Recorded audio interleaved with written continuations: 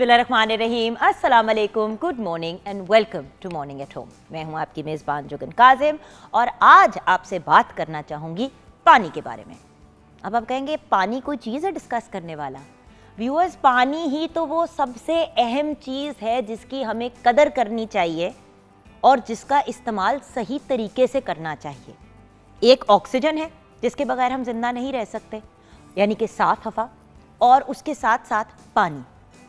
पानी एक certain amount of period के लिए आप ना पिएं, 1 दिन 2 दिन, तो आपको पता है कि हालत ऐसी गैर हो जाती है और इंसान की डेथ भी वाक़ई हो सकती है।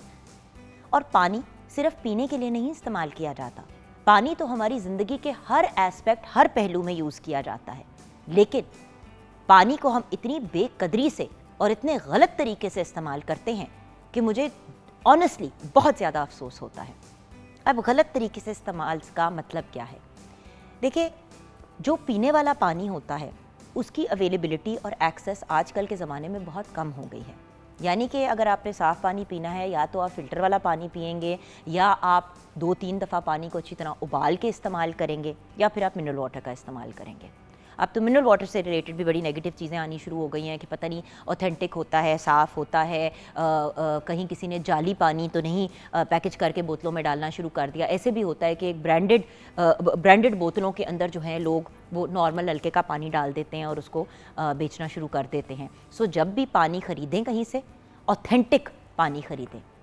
लेकिन जब पानी ख़रीदने की बात करते हैं तो व्यूअर्स, जेन्युइनली बड़ा दुख और अफसोस होता है कि एक मतलब हम दुनिया में रहते हैं जिस दुनिया के अंदर 70-80% जो एरिया है वो है ही पानी, लेकिन साफ पानी पीने के लिए किसी के लिए नहीं, किसी के पास नहीं है। और वो पानी अगर लेना है तो ख़रीद के आपने उस पानी को लेना है।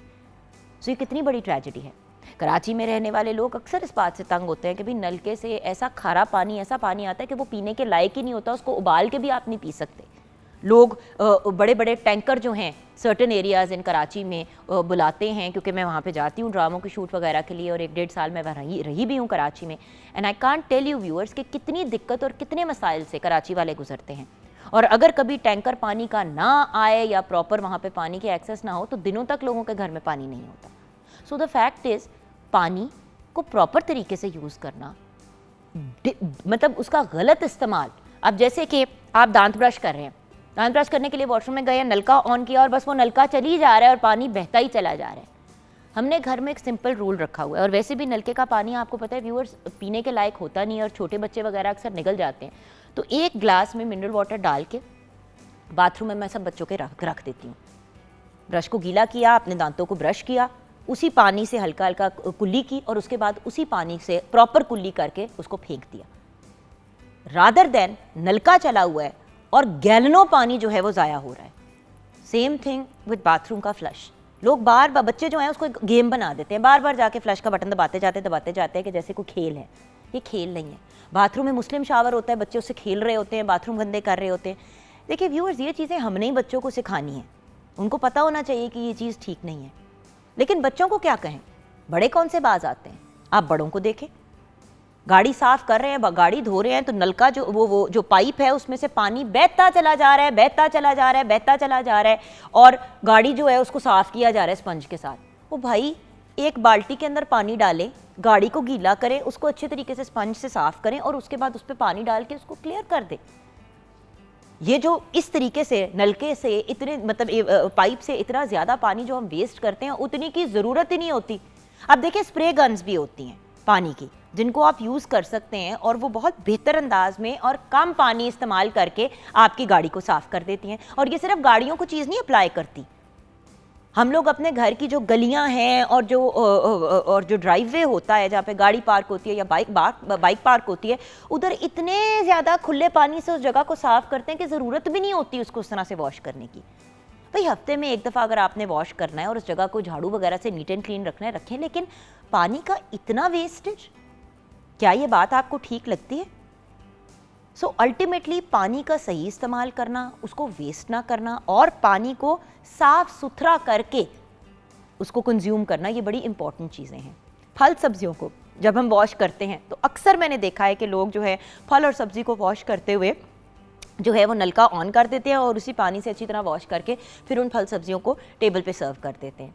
भाई देखिए, जो नलके से पानी आ रहा है अगर वो आपके पीने के लिए साफ़ नहीं है तो फिर उससे सब्जियां साफ़ करके उन्हीं सब्जियों को या स्पेशली फ्रूट को, सेब को वॉश करते हैं। अक्सर लोग इसी तरह सेब को खा लेते हैं, छिलका नहीं उसका उतारते, और उतारना भी नहीं चाहिए क्योंकि वो आपकी सेहत के लिए बहुत अच्छा होता है, उसमें फ़ाइबर होता है। अब आप उस सेब को या कोई भी ऐसे फ्रूट को जिस तरह आड़ू हो गया, अमरूद हो गया, अब इनके ऊपर से आपने पानी गुजार दिया नलके का, उसके बाद उसी तरह गीला बच्चे को पकड़ा दिया खाने के लिए, तो नलके का पानी भी तो उसके गले में जा रहा है ना उस फल के साथ, या उस पर ड्राई हो जाएगा। तो बैक्टीरिया वगैरह को सही तरीके से साफ़ करने के लिए भी कुछ मेजर्स होते हैं। सफ़ेद सिरका बहुत से लोग जो हैं वो डालते हैं एक बाल्टी के अंदर पानी डाल के, और उसी के अंदर फल और सब्जियों को जो फाइनल वॉश होता है, जो आखिरी दफ़ा उसको धोना होता है, वो फाइनल वॉश उसमें करते हैं ताकि कोई भी अगर बैक्टीरिया जर्म्स वगैरह हों तो वो साफ़ हो जाए। व्यूअर्स, ये छोटी छोटी टिप्स हैं जिनको हम कर सकते हैं, लेकिन खैर मैंने एक लिस्ट भी बनाई है कि गाड़ी को वॉश करते हुए पानी, प्लांट्स को पानी देते हुए टैप बंद रखें। यानी कि अगर आप गाड़ी वॉश कर रहे हैं या पौधों को पानी दे रहे हैं तो आप अपने नलके को बंद रखें। जब आपने डालना है तो उस वक्त डालें।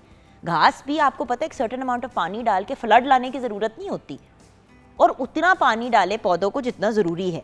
अच्छा, किचन में ज़रूरत के वक्त पानी इस्तेमाल करें, बिला वजह नलकों को ऑन ना रखें। इसी तरह बर्तन धोते हुए लोग नलका ऑन कर देते हैं और उसको बंद ही नहीं करते। अच्छा, शावर लेते हुए देखिए, ज़रूरी नहीं है कि शावर ऑन कंटिन्यूसली हो। बेहतरीन तरीका तो खैर सर्दियों में यही होता है कि एक बाल्टी के अंदर आपने गर्म पानी डाला और उसको आपने यूज़ किया नहाने के लिए। वैसे भी आपको पता है गैस वैस के जब मसाइल होते हैं तो गर्म पानी मुश्किल से आता है क्योंकि गीज़र नहीं चल रहा होता। सो एक बाल्टी में गर्म पानी डालें और उसको यूज़ करें। पानी भी आपका वार्म रहेगा। नलके में तो थोड़ी देर ऑन रखते हैं, वैसे ही ठंडा हो जाता है और पानी वेस्ट भी होता है। अच्छा, जितना पानी पीना है उतना ग्लास में डालें।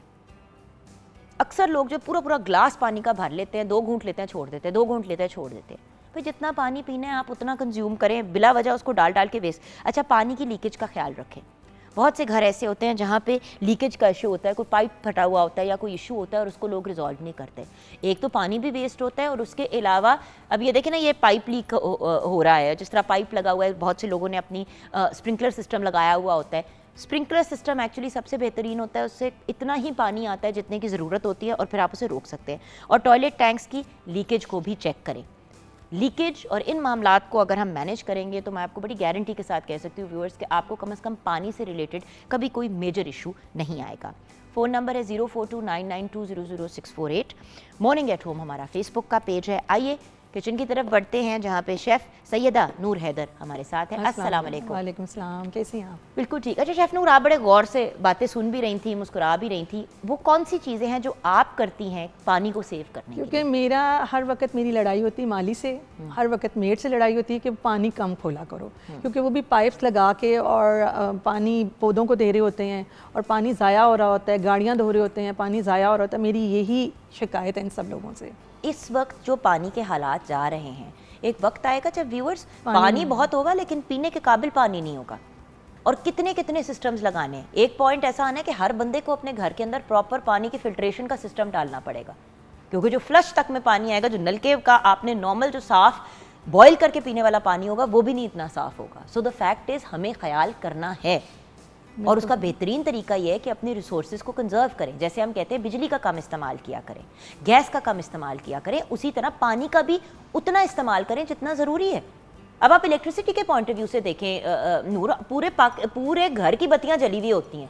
भाई क्यों पूरे घर की लाइटें जला के हमने छोड़नी होती हैं? बच्चे बजाएंगे, अच्छा उठेंगे, बेड साइड का लैंप चलाया, अच्छा पर्दे खोल दिए फिर भी बेड साइड का लैंप चला हुआ है। भाई लैंप बंद कर दें, आपने पर्दे खोल दिए, लाइट आ रही है। वॉशरूम में जा रही है, उसमें प्रॉपर लाइट आ रही है, फिर भी सारी लाइटें ऑन करके शावर लेने। बिल्कुल सही कह रही हैं। तो देखिए, अगर आप प्रॉपर लाइटिंग और इस तरह की चीज़ें जब अपने घर बना रहे हो, कंस्ट्रक्ट कर रहे हो, तो इससे भी बड़ा फ़र्क पड़ता है। सो चीज़ों का इस्तेमाल उतना करें जितना ज़रूरी है एंड कंजर्व। इसका ये मतलब नहीं है कि आपके कोई फाइनेंशियल हालात ठीक नहीं है, इसका मतलब ये है कि आप एक कॉन्शियस इंसान हैं जो सस्टेनेबल लिविंग की तरफ जाना चाहते हैं। क्योंकि व्यूअर्स, इस वक्त हमारी इन्वायरमेंट के इतने बुरे हालात हैं कि अगर हम लोग सेंसिबल अंदाज में नहीं आगे बढ़ेंगे, हम अपनी अगली जनरेशन्स के लिए कख नहीं छोड़ेंगे।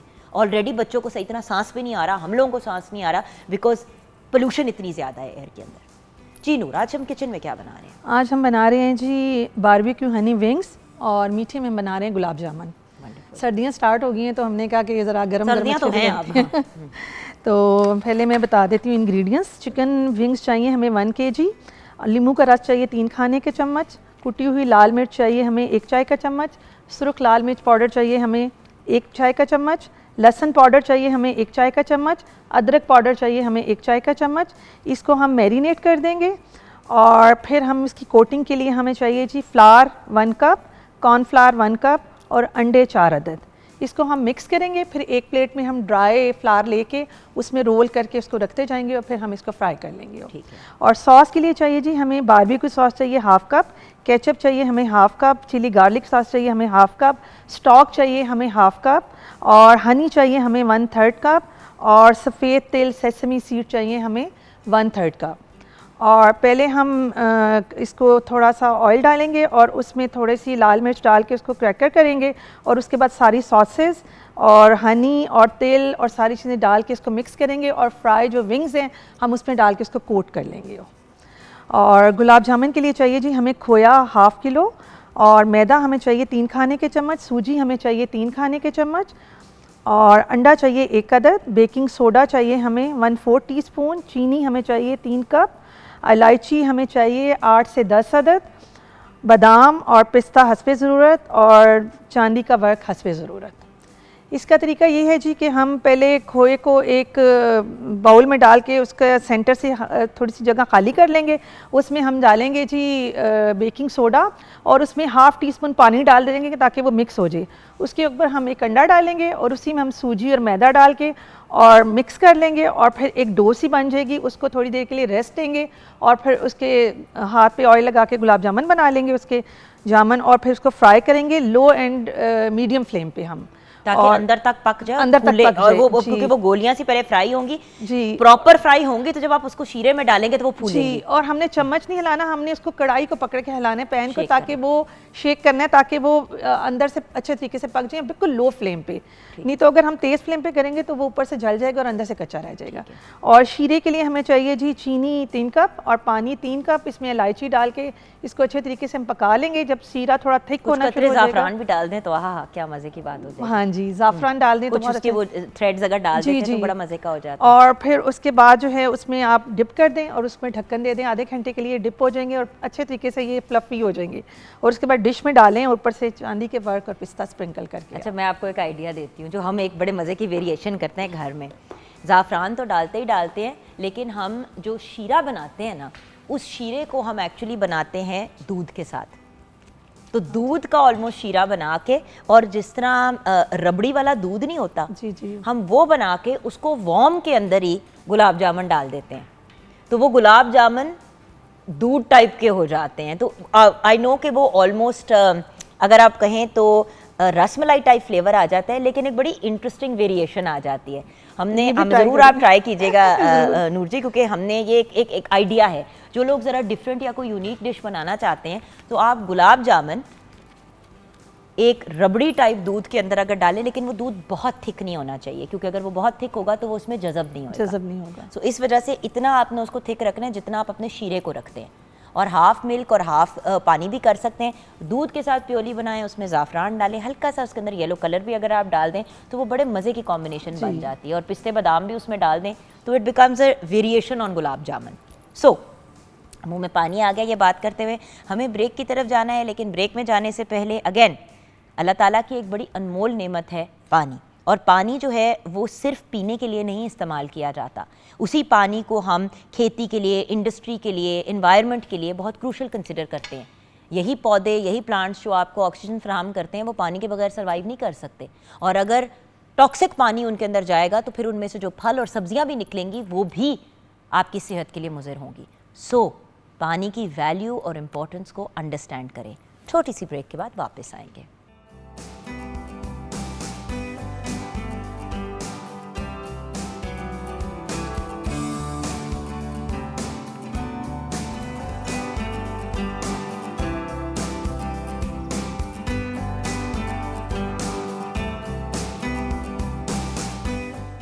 Welcome back from the break viewers. जैसे कि ब्रेक से पहले आपसे बात कर रही थी मैं कि पानी का सही इस्तेमाल, उसी तरह जब हम खुराक की बात करते हैं तो वही खुराक जो आपको शिफा दे सकती है, आपकी सेहत को बेहतर कर सकती है, वही खुराक आपके लिए बहुत नुकसानदेह भी साबित हो सकती है और बीमारियों का एक गढ़ बन सकती है। आज हमने दो ऐसी पर्सनालिटीज़ को इनवाइट किया, एक तो हमारे शो का रेगुलर हिस्सा है और एक ऐसी पर्सनालिटी है कि जब हमारे हाथ लगती हैं हमारी कोशिश होती है कि इनको जल्दी से अपने शो पे बुला लें। हमारी बहुत ही ब्रिलियंट फरजाना मुनीर साहिबा हमारे साथ हैं। आप एक आयुर्वेदिक स्पेशलिस्ट हैं, हर्बलिस्ट हैं और नेचुरल तरीक़ों से हम अपनी सेहत को कैसे बेहतर कर सकते हैं और अपनी बीमारियों से, सर्टन बीमारियों से अपनी जान कैसे छुड़ा सकते हैं, इनसे गाइडेंस लेंगे। अस्सलाम वालेकुम। वालेकुम अस्सलाम। कैसी हैं जुगन आप? ठीक ठाक हैं? बिल्कुल खैरियत ठीक से? ठाक। आप तो बहुत ही आज ग्लैमरस लग रही हैं। आज आप हर्बलिस्ट कम और मॉडल ज़्यादा लग रही हैं। आपका असर हो कुछ गया। एक्ट्रेस वाली झलक आ रही है आप में। बट खैर माशाल्लाह बहुत अच्छी लग रही हैं। Thank you so much, thank you. And then मेरा लाडला बच्चा जो हमारे साथ ही होता है जब भी हमने हेल्थ एंड फिटनेस की बात करनी होती है। अब Zainab Gondal as you know viewers nutritionist भी हैं, डाइटिशियन भी हैं और फूड टेक्नोलॉजिस्ट भी हैं। अस्सलाम वालेकुम। वालेकुम अस्सलाम। कैसे हो बेटा? अल्हम्दुलिल्लाह बिल्कुल ठीक ठाक। ओके, आज उस टॉपिक पे बात करनी है जो अक्सर इग्नोर्ड टॉपिक रहता है हमारे शो के ऊपर, क्योंकि हम वेट लॉस की तो बात करते हैं और व्यूअर्स करेंगे उस पर भी बात, लेकिन पहले मरहले में हम वेट गेन पे बात करेंगे। बहुत से लोग ऐसे होते हैं जो अपसेट होते हैं, जो इस बात से तंग होते हैं कि यार बच्चे का वज़न ही नहीं चढ़ रहा, या अपनी भी अगर बात करें तो अपना भी वेट नहीं चढ़ रहा। तो हर बंदा जो है बहुत ज़्यादा स्लिम और स्किनी नहीं होना चाहता, क्योंकि जहाँ पे बहुत ज़्यादा बंदा पतला होता है तो कपड़े और बाकी चीज़ें उस तरह से इतनी अच्छी नहीं लगती, और हर बंदा पूछता है कि हाय हाय तबीयत ख़राब है, कुछ हो गया, हाय बेटी कितनी कमज़ोर हो, हाय बेटा तुम कितने कमज़ोर हो। एक तो लोग कमेंट्स करना छोड़ दे तो बड़ी मेहरबानी होगी आप लोगों की। लेकिन आपसे मैम बात शुरू करते हैं कि वेट गेन क्यों नहीं होता? इसकी ना बहुत सारी वजूहात है। एक तो आजकल जो हमारा एक सिस्टम हो गया है कि हम अपने डाइट पे, अपने खुराक पे इतनी तवज्जो नहीं देते। हम जो बर्गर शर्गर इस तरह के ज़्यादा खाना शुरू कर दिए है, घर का खाना बहुत कम खाते हैं। फिर उसमें ये होता है कि हम ज़्यादातर गोश्त की तरफ, मुर्गियों की तरफ जाते हैं। ये भी हमारे लिए एक अच्छी डाइट नहीं होती। हमें बैलेंस करके डाइट खानी चाहिए। उसमें हमें सब्ज़ियाँ, फल, दालें, ये हमें 70% अपनी खुराक में रखेंगे अगर हम, तो हमारा जो सा वेट है वो इंक्रीज़ होगा। उसके बाद ये होता है कि हम जो ये होते हैं नट्स होते हैं वो नहीं लेते। मुँह भरी ले ली, इस तरह की ले लिए, लेकिन एक मिक्स नट्स होते हैं वो भी बहुत कम लेते हैं। इससे हमें, और सर्दियों में आपको पता है इतने ज़्यादा नट्स खा लेते हैं और बाकी सारा साल हाथ ही नहीं लगाते। हाँ, और नट्स खाने का ये होता है कि आप मिक्स करके नट्स रखते हैं और सिर्फ एक मुट्ठी, जो आप इजीली एक मुट्ठी ले लें, ये नहीं कि मुंह तक भर जाए, इजीली एक मुट्ठी ले लें, वो आप खाएं। और उसमें आपका जो वेट है वो बढ़ने के लिए आपके केला, इसका milk shake, banana milk shake, फिर आम, मैंगो, ये बहुत अच्छी चीज़ होती है। इसे और भी आपका, मैंने सुना कि केला और खजूर का अगर मिल्क शेक बच्चों को डेली पिलाएं तो उससे भी बड़ा सुबह नाश्ते में, अच्छा बच्चे नहीं नाश्ता करके जाते, कुछ भी नहीं करके जाते, आप खजूर और केले का मिल्क शेक, केला तो 12 महीने होता है, आप इसको मिल्क शेक बना के सुबह बच्चों को दे दें, ये बहुत जल्दी बच्चे जो से, इसकी हड्डियाँ भी मजबूत रहती है बच्चों की, और इसका आपका जो वज़न होता है बच्चे का वो भी बढ़ता है इससे। फिर गर्मियों में आपका आम आ जाता है, वो आपका बहुत अच्छा होता है। फिर अब उसके बाद आजकल जो फ्रूट्स होते हैं हमारे से, जिसमें विटामिन सी होता है, वो अगर हम खाते हैं उससे भी बहुत फ़र्क पड़ता है, क्योंकि कुव्वत मुदाफ़ियत स्ट्रॉन्ग हो जाती है। फिर उससे सबसे बड़ी बात जो होती है कि हमें ये चेक करना है कि ये क्यों नहीं बढ़ रहा, इसकी वजह क्या है। ये सिर्फ वजह यह है कि इसकी खुराक कम है या कि कोई और प्रॉब्लम है। थायराइड, अगर आपका ओवर एक्टिव थायराइड हो तो आपका वजन है, नहीं वो चढ़ता। थायराइड है, आपके हार्मोन्स के बैलेंस नहीं है। कुछ वो बच्चे डायबिटिक होते हैं और पता ही नहीं होता। नहीं पता होता। फिर आपका मैदा ठीक काम कर रहा है कि नहीं कर रहा, ये चीज़ें हमें बहुत ज़रूरी होता है कि हम पहले ये देखें कि ये चीज़ें हमारी सही काम कर रही हैं। अगर ये चीज़ें हमारी सही काम कर रही हैं तो जो भी हम खाएँगे वो हमें सही तरीके से लगेगा और हमारी सेहत अच्छी होगी। अब ज़रा वही वाली बात है ना, जैसे कि मैम ने कहा कि यही अल्टीमेटली एक बहुत बड़ी प्रॉब्लम है कि मतलब जिनको चढ़ता है उनको पानी भी पीने, वो कहते हैं हम पानी भी पीते हैं तो हमें वज़न चढ़ जाता है, और कुछ ऐसे लोग हैं जो दुनिया जहान की चीज़ें भी अगर खा रहे होते हैं तो उनका वेट नहीं गेन होता। सबसे पहले तो मैं ये और कहूँगी सबसे ज़्यादा माँ बाप बच्चों के लिए परेशान होते हैं, और यंग लड़कियाँ जिनकी शादी होने वाली होती है उनके लिए भी पेरेंट्स बहुत परेशान होते हैं कि इसका इतना वेट कम है, ये शादी के बगैर कैसे मैनेज करेगी। ऐसे ही कि बॉडी शेमिंग जो है उसको ज़रा अवॉइड ही किया करें तो ज़्यादा बेहतर है। कोई पतला है, कोई मोटा है, ये उसकी अपनी पसंद होनी चाहिए, अपनी चॉइस होनी चाहिए, ना कि हम किसी को देखकर ये कमेंट्स पास करें कि ये बहुत पतला है, हवा से उड़ जाएगा, बहुत मोटा है। इस तरह के प्लीज़ देखिए, हम बात करके गुजर जाते हैं, लेकिन अगला बंदा उसको जो सफ़र करता है, उसको जो फीलिंग्स होती हैं वो बहुत क्रिटिकल होती हैं। खाने के साथ साथ, खाने की बात तो हम करते ही हैं ऑफ कोर्स, लेकिन वज़न कम करना है, वज़न बढ़ाना है, फिज़िकल एक्टिविटी बहुत इंपॉर्टेंट है।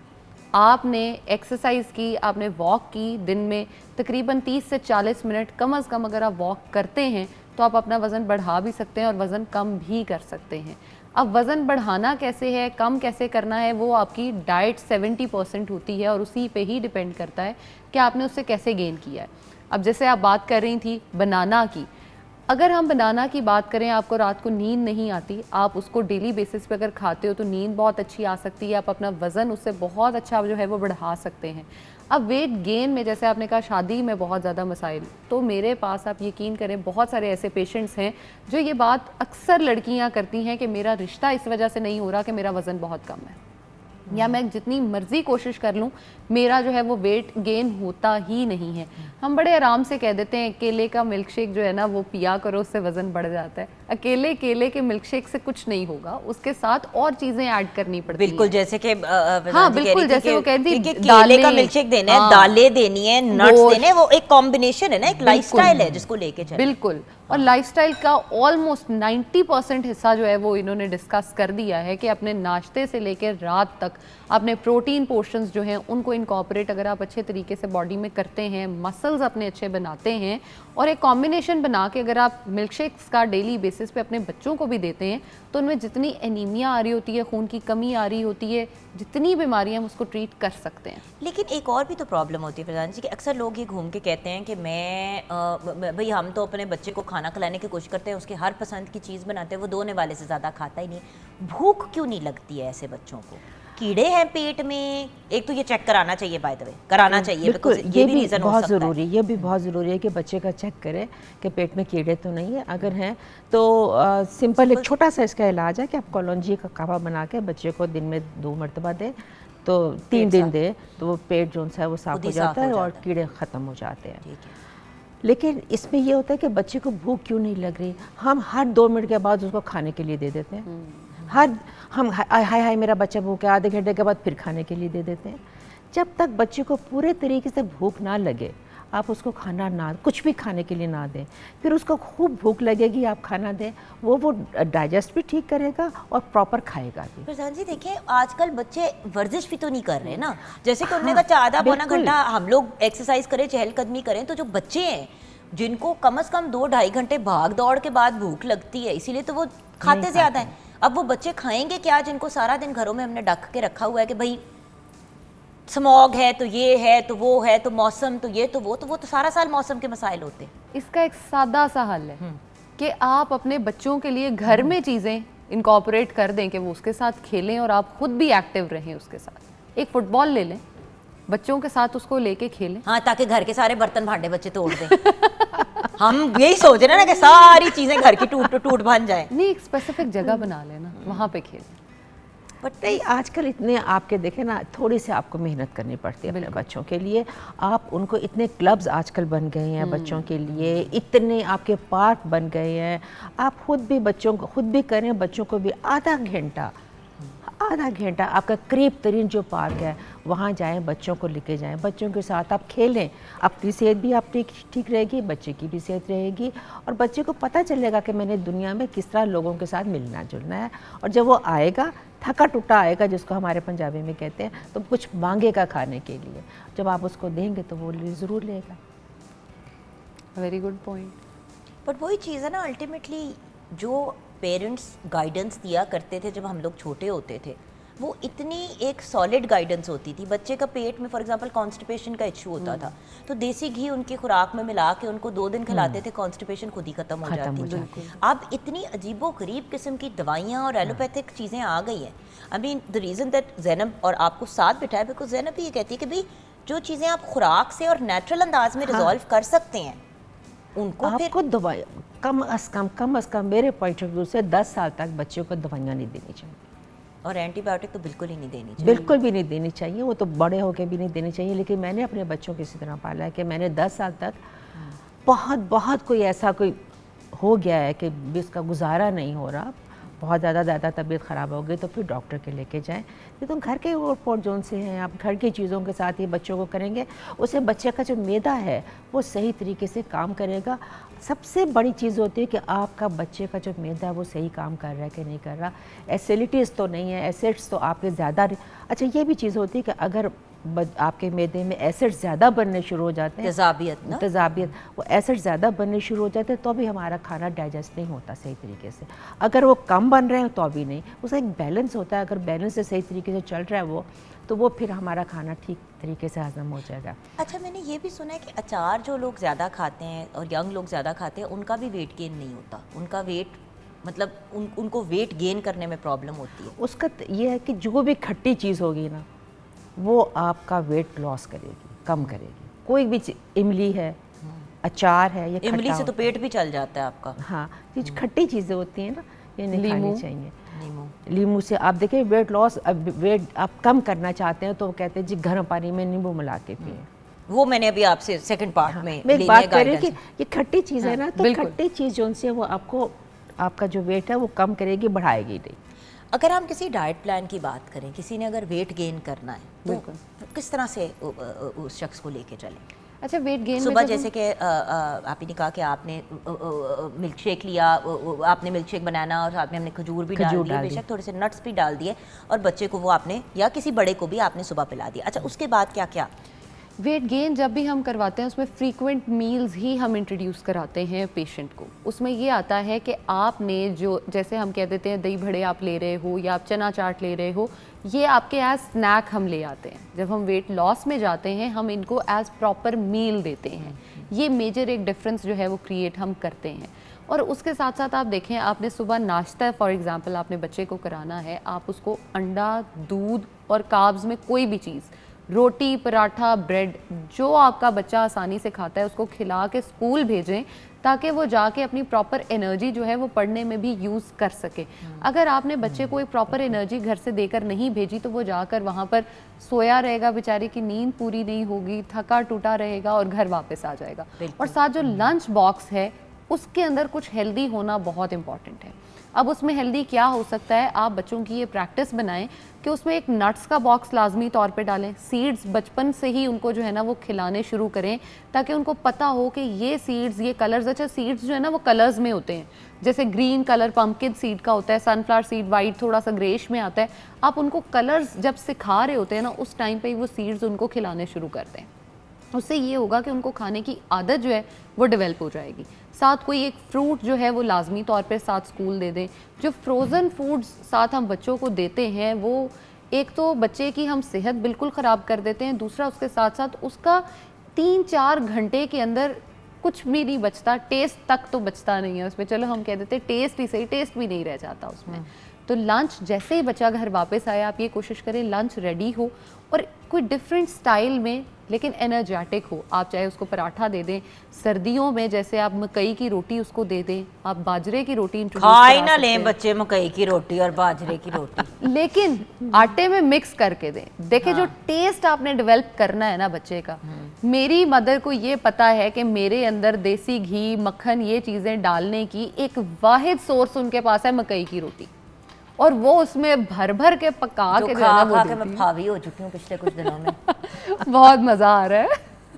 मतलब अगर मैं कोई सालन होती तो मैंने हारी होती, और अगर मैं कोई रोटी होती तो मैं मकई की रोटी होती। I relate to food that much. So ये आप बेसिकली कह रही हैं कि इस किस्म का अगर डाइट प्लान लेके चले तो इट वर्क्स। बट कोई ऐसा सपूफ, कोई ऐसी चीज़ जो बच्चों को बना के डेली, जिस तरह आई रिमेंबर छोटे होते थे तो आपको याद है कि एक वो, आप तो रहने देना, आप बहुत छोटी, हाँ हम आपस में सहेलियां बात करती हैं, वो एक जार आती थी जिसका एक चम्मच बच्चों को खिलाते थे, वो अजीब काले से रंग का, आपको याद है? बिल्कुल। अब उसका नाम तो नहीं मुझे याद और ना ही हमने लेना है उन्हें, बट इस तरह की कोई चीज़ नहीं है, उससे पड़ता था, बड़ा फर्क पड़ता था। बहुत फर्क पड़ता था। आप उसको घर में भी बना सकते। क्या, कैसे? उसमें ये वेट गेन के लिए खा के फिर हमें ना कहना मेरा वजन बढ़ गया, ये वेट गेन की बात करें, अभी वेट लॉस की इसके बाद बात करेंगे जी। उसमें हम डालते हैं, शहद डालते हैं, बादाम बिल्कुल उसका पाउडर बना के, छोटी इलायची का डालते हैं, 4 मगज़ डालते हैं और तिल डालते हैं, सौंफ डालते हैं। सौंफ बहुत अच्छी चीज़ होती है बच्चों के दिमाग के लिए और उसकी आँखों के लिए बहुत अच्छी होती है। इनको बिल्कुल बारीक सफ़ूफ बना के ना पाउडरी शक्ल में बना के वो शहद के अंदर मिक्स कर देते हैं, मिक्स करके तो वो बच्चे को देते हैं। इस बेहतरीन आपके हर चीज़ इसमें आ जाती है, जितने भी आपके मिनरल्स हैं, जितने भी आपके विटामिन्स हैं, आप कैल्शियम है, तिल है, उसमें बहुत ज़्यादा कैल्शियम होती है। जो सौंफ और छोटी इलायची है वो आपको हाजमा दुरुस्त करती है, मैदे के लिए ठीक होती है। बादाम और जो आपके दिमाग के लिए बहुत, हर चीज़ उसमें शहद वैसी शफा है। यानी कि सारी चीज़ को ग्राइंड करके फिर एंड में शहद में मिक्स करके वो आप 1 चम्मच आप बच्चों को दें। और ये बॉटल में हम रख सकते हैं फ्रिज में? आप फ्रिज में कहीं पर भी रख दें, कम से कम 2-3 महीने आपका ये ख़राब, शहद होता है ना और सूखी हुई चीज़ें होती हैं, ये ख़राब नहीं होता। बना के एक दफ़ा रखते, सुबह नाश्ता बच्चे को किया, बच्चा स्कूल भाग रहा है, ठहर 1 चम्मच फाड़ा उसके मुंह में डाल दिया, जा आप स्कूल। यू सी वो फिर भी ईजियर है, एंड आई नो कि I am not looking for an easy way out, but as a mother, अब नूरबानो 3 साल की है, उसको बैठ के अगर मैं फ्रीक्वेंट मील्स की कोशिश करूँगी, खैर माशाल्लाह वो तो शौकीन है खाने की, हसन ने मुझे बहुत पागल की है। अब 3 बच्चे घर, 3 अपने बायोलॉजिकल बच्चे, तीनों मैं आपको बता नहीं सकती हूँ मैम, वो पागल ही हमजा हमेशा से खाने का शौकीन था, नूरबानो भी माशाल्लाह खाने की शौकीन है, हसन रोटी कीमा खीरा बस। Hassan what do you want to eat? रोटी कीमा खीरा। हम लाइक पुत्र, मतलब कहीं बस वो ये 3 चीज़ें उसने खानी होती हैं, बड़ी वेरिएशन में आ जाएगा तो चावल खा लेगा। अब मैं उसी की, अब मैंने बीफ का कीमा, चिकन का कीमा, मछली का भी कीमा बना देती हूँ ताकि खा ले किसी तरह। आप इस तरह, उसमें ये तरीका होता है कि दालें, कीमे के अंदर थोड़ी सी दाल डाल दें। अच्छा, उसमें आप बच्चों को पता भी नहीं चलता कि क्या है, वो कीमे की तरह की होती है उसकी, और वो आपको प्रोटीन मतलब फ़ायदा देती है जो भी उसमें। जैसे अच्छा, मैं क्या करती हूँ, सब्जियाँ जैसे कि आलू छोटे-छोटे काट दिए, थोड़ी सी मटर गाजर डाल दी कि भाई कुछ ही वो फल सब्जी खा लेता है, बट आप मेरा पॉइंट समझिए, बस उसने एक मखसूस किस्म की चीज़ें खानी है।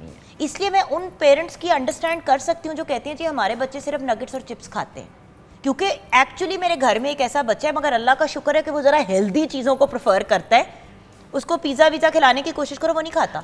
चिप्स वगैरह से मैं आप एक बात पॉइंट आउट करूँ कि अक्सर माएँ जो उनसे अपनी आसानी के लिए बच्चों को लंच देती हैं, आपका पॉइंट मैं कर रही हूँ कि वो बिस्किट रख देंगी, चिप्स रख देंगी, जूस डब्बा रख दिया जो मेरा चीनी पानी है, ये आपका बच्चे का लंच बॉक्स बिल्कुल। और ये बिस्किट जितने भी इस तरह की चीज़ें होती हैं इंतहाई सेहत के लिए मुज़र होती है, बिल्कुल इंतहाई मुज़र होती हैं, बल्कि आप बच्चों को सेहतमंद नहीं करें, उसकी सेहत बिगाड़ रहे हैं। और फिर आप कहते हैं वेट नहीं गेन हो रहा।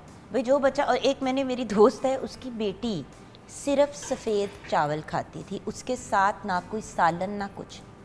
किसी गेट टुगेदर, किसी पे सारे बच्चे बैठे हैं, कोई नगेट्स खा रहा है, कोई चिप्स खा रहा है, कोई सैंडविच खा रहा है, कोई बच्चा कुछ खा रहा है, उसकी बच्ची सफ़ेद चावल ऐसे ऐसे 3-3 दाने उठा के मुंह में डाल रही, खाती नहीं है। अब जो पेरेंट्स तंग है वो, मतलब मैं नहीं अंडरस्टैंड करती थी जब तक हसन की मैंने ये वाली हैबिट नहीं देखी। सो बच्चे का मिजाज जैसा भी हो, व्यूअर्स, हमने उनकी सेहत तो देखनी है। फिर कहते हैं कद नहीं निकल रहा, फिर कहते हैं वेट नहीं गेन हो रहा, इसकी एनर्जी होगी तो फिर कद निकलेगा ना। बिल्कुल, एनर्जी के लिए आपको हर चीज़ 6-6 बाल हम बच्चों के सर पे देख रहे हैं कि बाल ही नहीं है, वरना कितने कितने घने, हम जब छोटे होते थे बाल इतने घने होते थे, वो आगे जाके कम हो जाते हैं, बट बच्चों के तो ना बाल है, ना कोई सेहत है, ना छोटे छोटे बच्चों को एनके लगी हुई होती है, नज़र कमज़ोर हुई हुई है। आप मुझे छोटा बच्चा कह रही है, मुझे बहुत अच्छा लगा। अच्छा, इस नोट पे ब्रेक की तरफ चलते हैं। ब्रेक के बाद फिक्र ना करें जो भी शो देख रहे हैं और कह रहे हैं कि यार ये क्या वजन हमने चढ़ाना नहीं, हमने उतारना है। चले जी, आपके उतारने की भी बात करते हैं। हमने कहा दोनों चीज़ें कवर कर लेते हैं। तो ब्रेक के बाद हम बात करेंगे कि अगर आपने वज़न कम करना है, बच्चों का भी और बड़ों का भी, क्योंकि बड़े एक मुख्तलिफ अंदाज में वज़न कम करते हैं। एक्चुअली बड़ों को भी बच्चों की तरह ही वेट अपना लूज़ करना चाहिए एक हेल्दी अंदाज में, लेकिन जो पंगे बड़े कर लेते हैं वो बच्चे आप उसके साथ नहीं कर सकते। आप बच्चे की पूरी फ्यूचर, उसकी पूरी फ्यूचर हेल्थ बर्बाद कर देंगे अगर आप सही तरीके से, अगर बच्चा ऑन द अनहेल्दी साइड जा रहा है तो उसको कैसे वापस कंट्रोल में लेके आना है डाइटिंग के बगैर, ये हम डिस्कस करेंगे ब्रेक के बाद।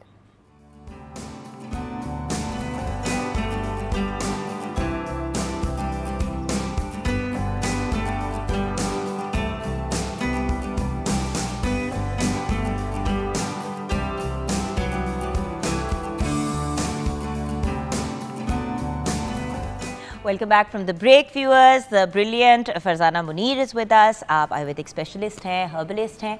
इनके साथ हमें ज्वाइन किया है ज़ैनब गोंदल ने।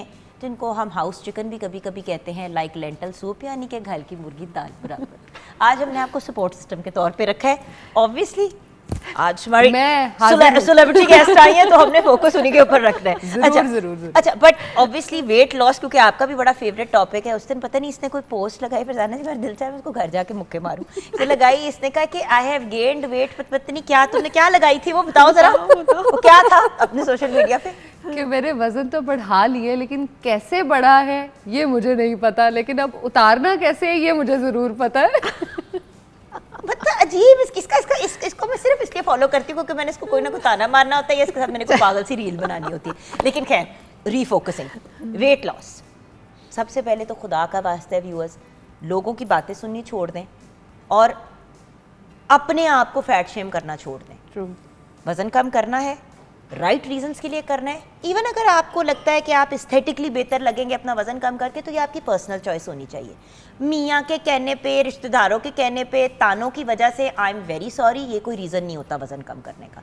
वजन कम करें सेहतमंद भरपूर अंदाज में ज़िंदगी जीने के लिए। जी, मैंने कहा मैं पहले डिस्क्लेमर दे दूँ। हाँ, बिल्कुल। और अगर आपका वजन ऑलरेडी BMI ठीक है तो ये हाथ जोड़ रही हूँ, अपनी हड्डियाँ ना बर्बाद करें और अपने मसल्स की ना बर्बादी फेरें अंडरवेट होके।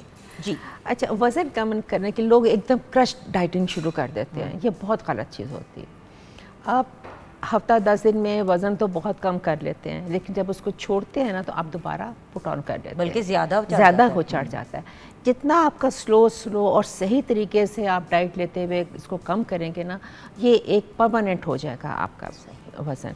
आप जो खा रहे हैं सबसे पहले तो कुछ मत छोड़ें, हर चीज़ खानी चाहिए, लेकिन उसको आधा कर दें। अगर आप 2 रोटियां खा रहे हो तो 1 रोटी कर दें। अगर आप दिन में 4 मरतबा चाय पी रहे हैं तो 2 मरतबा कर लें। क्वांटिटी कंट्रोल अगर बंदा कर ले तो आधा मसला तो आपका वैसे ही हल हो जाता है। अब लोग कहते नहीं इससे चावल हैं, आलू हैं, ये भी आप खा सकते हैं, लेकिन कम तादाद में। ये नहीं कि प्लेटें भर भर के हम खा रहे हैं जी, हमारा जो वज़न है वो कम नहीं हो रहा, सिर्फ चावल ही खाए थे। बट देखिए ना, ऑल्टरनेटिव्स भी तो हैं। अब उसी चावल को अगर आलू की जगह आप चने के साथ बना लेते हैं, चने के साथ, या आप पुलाव बना लेते हैं, तो वो जब आप चिकन का एक पीस खाएंगे और आपका पेट उससे भरेगा तो आपकी चावल की मिकदार भी कम हो जाएगी, ना कि आलू वाले। अच्छा, I have to tell you, तरी जिसको हम कहते हैं ना, तरी कहते हैं, क्या बुलाते हैं उसका, आलू वाले चावल मेरे फेवरेट है, जीरे और आलू वाले। I love it. बट वही वाली चीज है ना कि प्योर कार्ब्स है और वो खा के आधे घंटे बाद भूख भी लग जाती है। भूख भी लग जाती है, लेकिन उसके साथ बस 10 चीज़ें और नहीं ना खानी। कभी कभार हफ्ते में 2 हफ्ते में 1 दफ़ा ये कर ले अपना डाइट, लेकिन उसके साथ मैं सिर्फ अब इनका डाइट प्लान फॉलो करूँगी, तुम्हारा मैंने नहीं फॉलो करना, तुम तो भूखा मार देती हो। मेरी बेटी, मैं एक एग्जांपल दे रही हूँ, चाहे वो मुझे वहाँ पे कराची में बैठी वो गालियाँ दे के, माँ आपने मुझे क्यों डिस्कस किया। मतलब शादी हो गई, बच्चे हो गए, इतनी मोटी, पहले शादी से पहले तुम्हारी तरह स्लिम स्मार्ट थी और उसको ऑफर होती थी मॉडलिंग की, इतनी मतलब अपना फिगर उसका अच्छा था। शादी हो गई, बच्चे हो गए, इतने मोटे हो गए कि हम तीनों को मिला रहे हैं तो इतनी मोटी हो गई।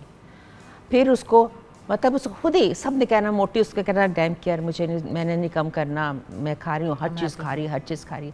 लेकिन उसके तानों से ना, एक्चुअली लोगों के तानों से भी इंसान कंफर्ट ईटिंग करना शुरू कर देता है। बिल्कुल, वो कहता है मैं क्या करूँ, मैं खाऊं, लेकिन उसके अपने दिल और दिमाग में ये चीज़ आई कि नहीं, मुझे करना चाहिए, हेल्दी रहना चाहिए। और उसने किया, 1 साल लगा उसको।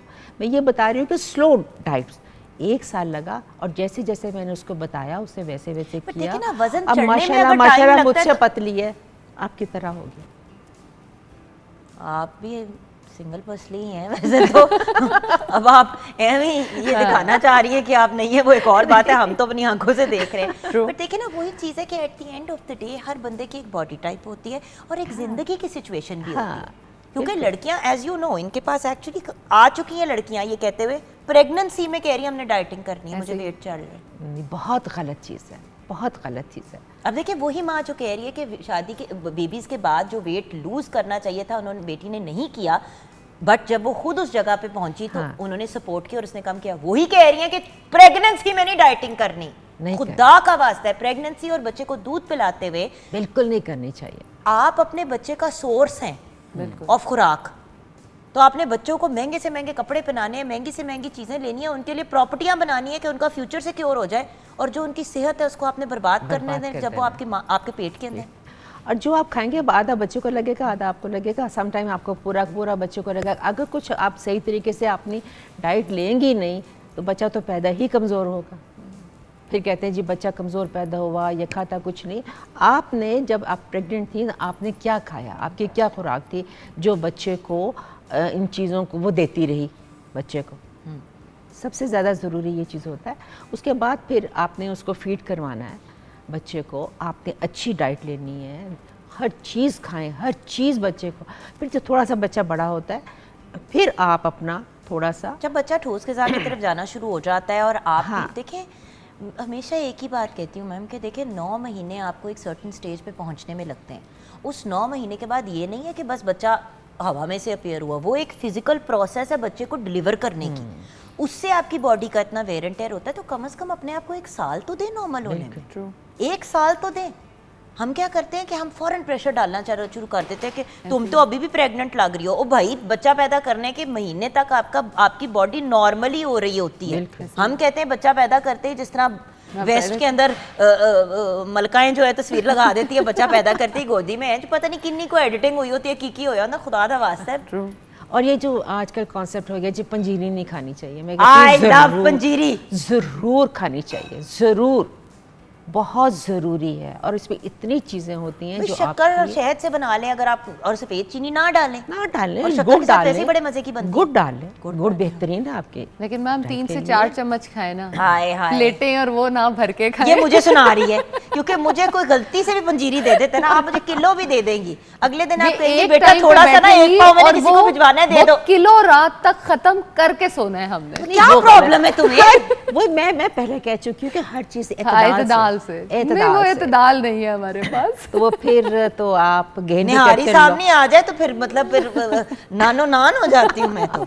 खमीरी रोटी 3-3 खा जाती हूँ, लोगों की तबीयत खराब होनी शुरू हो जाती है कि जोगन बस कर दो, तुम्हें देख के कुछ हो रहा है, खुखार जानवरों के। लेकिन वो होती भी तो महीने में 1 बार है ना, महीने ये 6 महीने में 1-2 बार हो जाएगी। नहीं, और अब देखो निहारी के बगैर मेरे से नहीं रहा जाता, बट एवरी 2 वीक्स एक मैं अपनी एक मील होती है मेरी निहारी की, जिसमें मैं रज के खाती हूँ। एंड टू बी ऑनेस्ट, क्योंकि मैंने जैसे कि आपने कहा मैम, थोड़ा सा अपने खुराक के अमाउंट को कम कर लो। अब 3-3 खमीरी रोटियां नहीं खाई जाती, एक पे वैसी तबीयत मेरी खराब होनी शुरू हो जाती है। तो आपने पोर्शन कंट्रोल ने एंड में मेरा वेट कम कराया था, जैसे आपने मुझे होता ही यही है। उसके साथ आप ये नहीं कि आप हर चीज़ लें, दालें लें, सब्जियां लें, फल लें, गोश्त खाएं, मुर्गी खाएं, मछली खाएं, सब कुछ खाएं, लेकिन कम क्वांटिटी में। आपका वेट लॉस हो ज़रूर कम होता है, ये तो मेरी गारंटी है। क्योंकि देखिए वरना आपको हौका चढ़ जाता है कि वो अगर ना आप खाएं ना, और आप बार बार सोच रहे चॉकलेट खानी, चॉकलेट खानी, चॉकलेट खानी, चॉकलेट खानी, फिर आप चॉकलेट इतनी खा लेते हैं, लेकिन उसी वक्त अगर जब क्रेविंग हो रही है आपने एक पीस खा लिया तो आप सेटल हो जाते हैं। और दूसरी बात, उसको जितना ज़्यादा आप चबा चबा के मुंह में ज़्यादा रख के चबा के खाएंगे तो सुन्नत भी, और ये उतना ही आपको ज़्यादा फ़ायदा भी देगा और उसका टेस्ट आपको आएगा, आप दोबारा आपको खाने की अर्ज नहीं रहेगी। बिल्कुल सही, ये चीज़ भी आ जाती है इसमें। दूसरा एक और चीज़ में, जैसे कावे होते हैं, लोग बहुत कावे पीना। अच्छा, कावे की तरफ आऊँगी मैं, ज़रा उनसे भी 2-4 टिप्स लेके फिर मैंने आपके पास, क्योंकि वो क्लोज मैंने उन कावों की टिप्स पे करने, और व्यूअर्स जो लोग बार बार पूछते हैं कि जी वेट लॉस का कावा और किस तरीके से और क्या, अभी आपको गाइडेंस मिलेगी। पेपर पेंसिल रख लें या फिर ये वाली क्लिप फिर से देख लीजिएगा और इसको नोट डाउन कर लीजिएगा, या फ़ोन में नोट डाउन कर लें, क्योंकि मैं डिस्क्लेमर दे रही हूँ क्योंकि आप कहते हैं आप लोग इतनी तेज़ी से बता देते हैं हमें पता नहीं चलता। शो यूट्यूब पे भी ऑन एयर जाता है, तो आप उस पर भी उसको फॉलो करके देख सकते हैं। जी, मैं एक ड्रिंक शेयर करना चाहूँगी आज। अच्छा। और वो ये कि दूध का 1 कप ले लीजिए, जिसको आप बच्चे बड़े बूढ़े वेट लॉस के लिए, वेट लॉस वेट गेन दोनों का इसी एक में ड्रिंक में बताऊंगी। है? हाँ, अच्छा। अब वेट लॉस वाले जो हैं वो दूध को जो है आप समझे स्टेन करके लेंगे, उसके ऊपर से बलाई बिल्कुल रिमूव कर देंगे। वेट गेन करने वाले जो हैं वो बलाई के साथ लेंगे। आप उसको जो है वो एक सॉस पैन में डाल लीजिए, उसके अंदर 1 चम्मच आपके जो हैं फूल मुखाने वो डाल लें। उसके अंदर आप जो है अपने नट्स सीड्स जो भी आपने लेने हैं, 1/2 टीस्पून नट्स की, 1/2 टीस्पून अपने सीड्स की, उसको डाल के थोड़ा सा ज़ाफ़रान डालें, अच्छी तरह उसको बॉईल कर लें। अब ये वेट लॉस वाले जो हैं वो ऐसे ही कंज्यूम कर लेंगे। वेट गेन वाले अंदर 2 खजूरें और 1 इंजीर भी डालेंगे, और आप इस ड्रिंक को अगर आपने ये पूरे ड्रिंक तो बनेगी नहीं, ये दलिया बनेगा, नहीं, क्योंकि नहीं। जब आप फूल मखाने डालेंगे हाँ, तो वो फूल के फूल वो एक जाएगा। क्यों, क्योंकि मैं ये नूर के साथ एक्सपेरिमेंट कर चुकी हूँ। और चम्मच से खाना। नूर पूरी बानो को सर्दियाँ- खिलाना पड़ा था, पिला नहीं सकी थी मैं। पूरी सर्दियां आप बीमार नहीं होंगे एटलीस्ट सर्दी से। ये तो पक्का है। अच्छा, मैंने ये आजकल बिल्कुल क्या ठीक करना कहा शुरू आपने। किया है, पॉपकॉर्न की जगह इतने फूल मखाने जो होते हैं जबरदस्त। उनको भून के खा लेती हूँ। बहुत बहुत अच्छी अच्छी चीज़। चीज़। हाय इतने मजे किए हैं। हाँ, बहुत मजे के मज़ा होते हैं और ये बहुत अच्छी चीज़ है। इसमें बहुत सारे ऐसी चीज़ें पहले आपकी लोग हड्डियां इसी को तो मजबूत पॉपकॉर्न की रहती तरह खाते थे, अब वो डब्बे वाले आ गए हैं पॉपकॉर्न जिनमें पता नहीं कितने केमिकल होते हैं। बिल्कुल। उसको माइक्रो, और अगर पाए थे मकई के दाने अगर पॉपकॉर्न भी बनाने हैं तो प्लीज नॉर्मल जिस तरह कॉर्न मिलती है मार्केट से उसको ले और उसको भून के जिस तरह पहले बनाते थे बनाएं। वो जो पैकेट्स में होते हैं उसमें पता नहीं क्या क्या केमिकल्स होते हैं और उसके खिलाफ तो बहुत बुरी फीडबैक आ रही है अब तो। जी, अब कहवों की तरफ आते हैं, कहवे की तरफ। कहवे की तरफ आ जाती है। कहवे का ये है कि आपने अगर वेट लॉस करना है तो बहुत ज़्यादा जो डाइटिंग कर रहे हैं, कुछ नहीं खा रहे और कहवे पे कहवा पिए जा रहे हैं, ये आपके मैदे को बहुत ख़राब कर देता है। इसमें आपका बहुत ज़्यादा एसिडिटीज़ पैदा हो जाती हैं। आप दिन में 2 मरतबा कहवा लें, एक सुबह निहार मुँह और एक रात को शाम के बाद। खाने के बाद शाम के जो चाय लेते हैं ना, चाय ना लें, आप कहवा ले लें। सुबह निहार मुँह जो सा आप गर्म पानी, देखिए एक छोटी सी मिसाल है, गर्म पानी आप लेंगे ना तो आपके जितने भी आप ऑर्गन्स हैं आपके जिस्म के अंदर वो एक्टिव हो जाते हैं और सही काम करना शुरू कर देते हैं। इस तरह सुबह के वक्त आप कहवा की चीज़ का आपने लेना है, ग्रीन टी और छोटी इलायची, ये आपने सिर्फ बनाना और इसके अंदर थोड़ा सा नींबू और शहद मिक्स करके ये ले लें आप। ठीक है। इसमें बहुत ज़्यादा चीज़ें नहीं डालनी, लेकिन जो शाम का आपने बनाना है उसमें आपने छोटी इलायची, वो लेमन ग्रास, बादियाँ खताई, थोड़ी सी 1 चुटकी बराबर दालचीनी, ये डाल के पाउडर डालें उसका, दालचीनी का पाउडर बिल्कुल 1 चुटकी बराबर। क्योंकि पता है वो अब जो वो स्टिक्स आती है दालचीनी की तो उसमें से दालचीनी की तक की खुशबू स्मेल नहीं नहीं आती, आती, तो पाउडर फिर भी लगता है कि हाँ कोई ठीक चीज़ है। ठीक है, वो ये डाल के इसका कहवा बना लें। कहवा बना के आपने बीच में थोड़ा सा 2-4 कतरे नींबू के निचोड़ें और अगर शहद डालना है शहद डालें, ना भी डालें तो कोई मसला नहीं है। ये आप शाम के वक्त लें, 4 चीज़ें। और सुबह सिर्फ आपने ये ग्रीन टी, छोटी इलायची और इसमें थोड़ा सा नींबू निचोड़ के ये लें, आप गरम गरम पिए। आप बहुत अच्छा फील भी बहुत अच्छा करेंगी, आपका वेट भी कम होता और है। बाय द वे जिनको मेरी तरह के गले की प्रॉब्लम है, आपने यही कहवा मुझे बताया था, मैंने इसमें अदरक का पीस डालना शुरू कर दिया। हाँ। और मेरे लिए तो वो बहुत ही यूज़फुल रहा है, क्योंकि एक तो वो थोड़ा सा मेरा वेट भी कंट्रोल में रहता है उससे, और वो जो अदरक है उससे थोड़ा गला भी मेरा गला सूख भी तो जाता है। अगर खाली अदरक और हल्दी का कहवा जो है वो आप विंटर्स में लेना शुरू कर दें तो सर्दी, जुकाम, नज़ला कुछ नहीं होगा और वेट लॉस साथ एडिशनली होना शुरू हो जाएगा। एडिशनली होना शुरू हो जाता है। अच्छा, यहाँ पे मैं थोड़ा सा जिन्होंने वेट हल्दी से मुझे याद आया कि जो वेट लॉस मतलब कम करना चाहते हैं वो खाली दूध, खाली दही ना लें। उसमें यह है कि आप हल्दी वाला दूध लें। ठीक है। अच्छा, हल्दी वाला दूध बनाने का सही तरीका क्या है? कोई टीस्पून डाल देता है, कोई आधा टीस्पून, कितनी हल्दी डालनी चाहिए दूध के अंदर? और वो जो एक होता है ना हल्दी वाला दूध जो दर्दों के लिए भी लेते हैं, थोड़ा वो प्लीज़ गाइड कर देंगे कि कैसे, क्योंकि बड़े बूढ़े जो बताने वाले थे वो रहे नहीं। और अब आप किससे सबसे पूछें? पहले छोटी इलायची 2, 1 कप दूध लें। ठीक है। उसमें आपने एक फ्राई पैन में 1 टीस्पून चाय का चम्मच बीच में डालना है ये देसी घी। देसी घी। उसके अंदर 2 छोटी इलायचियाँ, ठीक है। उनको हल्का सा गर्म काढ़ लें, करके हाँ। चूल्हे से फ्राई पैन जो भी है वो आपने उतार लेना है। जो भी आपने सॉस पैन जो आपने गर्म करने के लिए रखा है उसको उतार के उसके अंदर 1/2 टीस्पून आधी चाय की चमची, यानी कि इतनी सी चाय इतनी की सी चमची थी, हाँ। हल्दी डाल के, मतलब चूल्हे से उतार के वो हल्दी डाल के पाउडर उसको उसका। पाउडर हल्दी का पाउडर डाल के उसको मिक्स करें। उसके अंदर दूध डाल दें। दूध डाल के फिर चूल्हे के ऊपर रखें, उसको एक उबाला आ जाए वो उतार के उसको पी। उसका जो देसी घी है वो मैंने आपको इसलिए कहा है कि जो हल्दी होती है ना, अगर हम उसको खाली लेते हैं तो वो डाइजेस्ट करने में प्रॉब्लम देती मुझे तो है। उसका आफ्टर टेस्ट ही आता रहता है, वो ख़त्म ही नहीं होता उसका। और अगर आप उसमें ये कोई चाहे आप कोई सा भी ऑयल भी डाल सकते हैं, ज़रूरी नहीं कि अगर देसी घी देसी नहीं घी है, डालें तो उसकी ऑथेंटिक बनता है खुशबू ना। बड़ी अच्छी आ जाती है। वैसे भी आपकी हेल्थ के तो उससे आपका जो हल्दी है वो आपको डाइजेस्ट आसानी से हो जाती है और इसके आपको बेनिफिट ज़्यादा मिलते हैं। ये बात चीज़ हम होती कितनी है। सेहत की कर रहे हैं और वहाँ पे हम जो है गुलाब जामुन आपको फ्राई करने दिखा रहे हैं साथ साथ। अच्छा, तो एंड में आप दोनों का मुझे मैसेज चाहिए फॉर व्यूअर्स। सबसे पहले आप, और मैम आपसे क्लोज करेंगे जी। वज़न कम करना है, वज़न बढ़ाना है, जो भी करना है वो अपनी सेहत के लिए करें, अपनी खुशी के लिए करें, ना कि किसी दूसरे को खुश करने के लिए करें। अगर आपका 2-4 किलो वज़न ज़्यादा है भी, तो मैं यही कहूँगी कि अगर आप उसमें सेहतमंद हैं, खुश रहते हैं, आपको खुद महसूस नहीं होता, तो that's fine.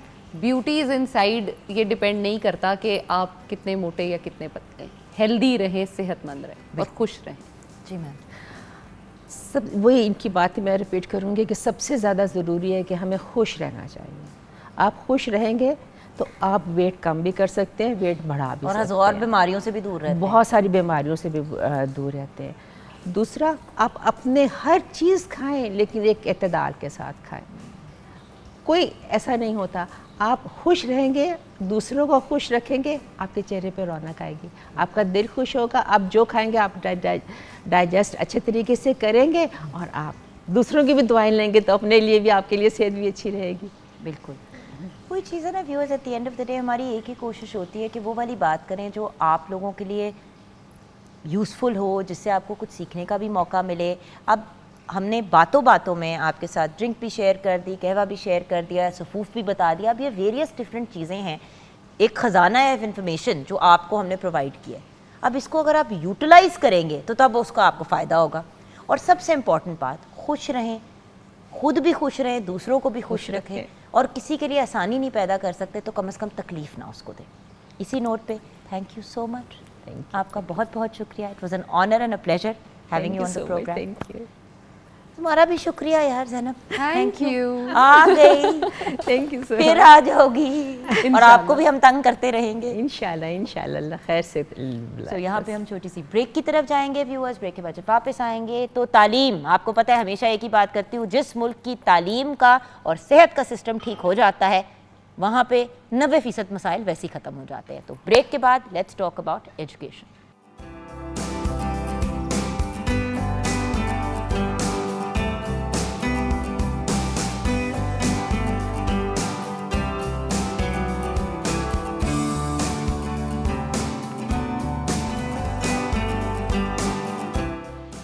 Welcome back from the break viewers. आज तो मेरी खुशी का आलम ही कुछ और है, क्योंकि आज एक के बाद दूसरी ब्रिलियंट एंड अकम्पलिश्ड लेडी जो है हमारे शो पे आई, and we have 2 brilliant young ladies with us, very young ladies with us, because if you are young then I am also young.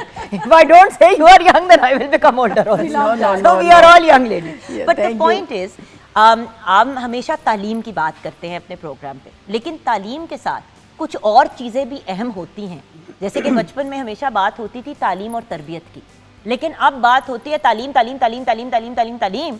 आगे से बच्चे किस किस्म की बेहंगम कौम निकल के बाहर आते हैं, किसी को कोई ना तो फिक्र होती है ना टेंशन। भाई इसके स्ट्रेट एज आते हैं। अच्छा, स्ट्रेट एज के साथ ना उसको इंटरव्यू जाके देना आता है। देखिए, कुछ और स्किल्स भी होती हैं जो हमें अपने बच्चों को फराहम करनी होती हैं। पहले ज़माने में होता ये था कि घर पे बच्चों की ग्रूमिंग पे तवज्जो दी जाती थी, स्कूल में भी पढ़ाई के साथ साथ उनकी ग्रूमिंग की जाती थी, और बच्चों में अगर किसी चीज़ का पोटेंशियल होता था तो फिर उनको स्किल्स की तरफ भी लाया जाता था। लेकिन अब सिर्फ ये है कि स्ट्रेट A+, A+ स्टूडेंट्स हमें चाहिए।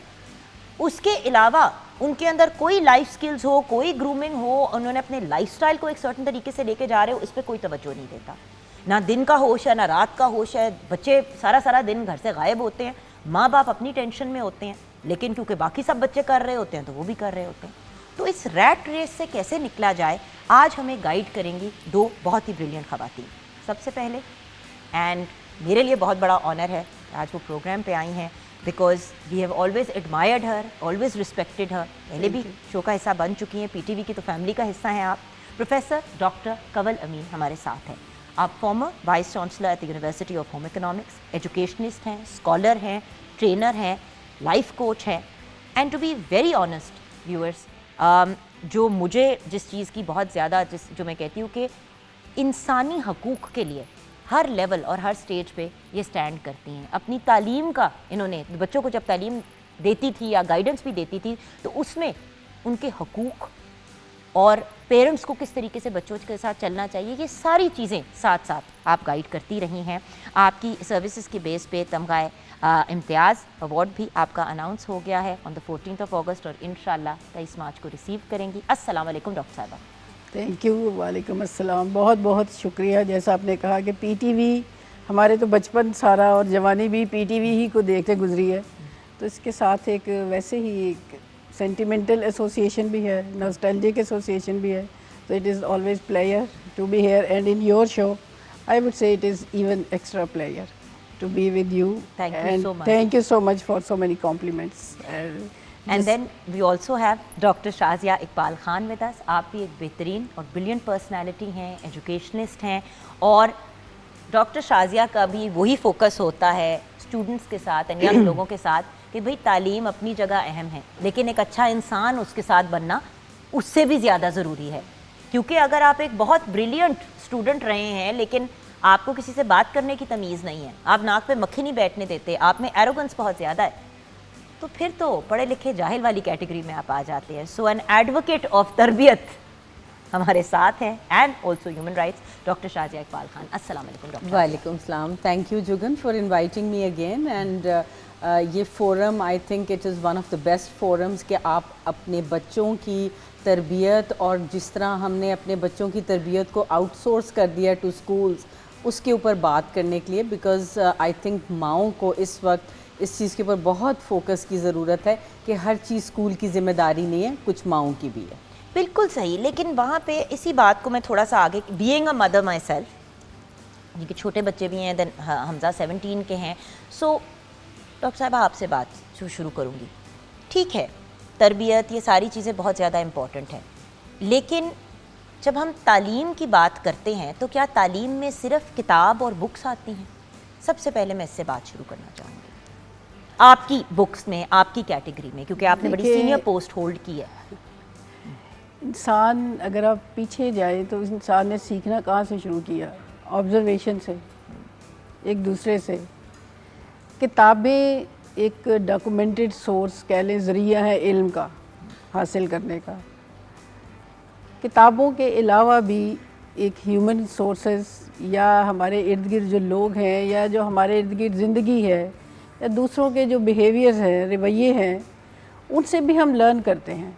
शायद अफलातून से किसी ने पूछा था कि तुमने कहाँ से सीखी विजडम कह लें या अच्छी बातें, तो उसने कहा कि जो किसी की दूसरी मुझे बात अच्छी नहीं लगती थी तो मैंने करनी छोड़ दी, या मैंने देखा कि दिस इज़ नॉट अप्रोप्रिएट। क्या बात है। तो उसमें ये है कि हम अपने इर्द गिर्द एनवायरनमेंट से भी क्या लर्न कर रहे हैं, बट अनफॉर्चुनेटली अब हमारा इर्द गिर्द का एनवायरनमेंट जो है वो थोड़ा हॉस्टाइल ज़्यादा हो गया है। उसमें कोई सर्टन पैरामीटर्स बन गए हैं मैं कोशिश करूँगी, पीटीवी ख़वातीन इस वक्त देखती हैं, हमें आदत पड़ जाती है बाइलिंगुअल होने की, आई एम सॉरी अंग्रेज़ी उर्दू बीच में बोलते रहते हैं। तो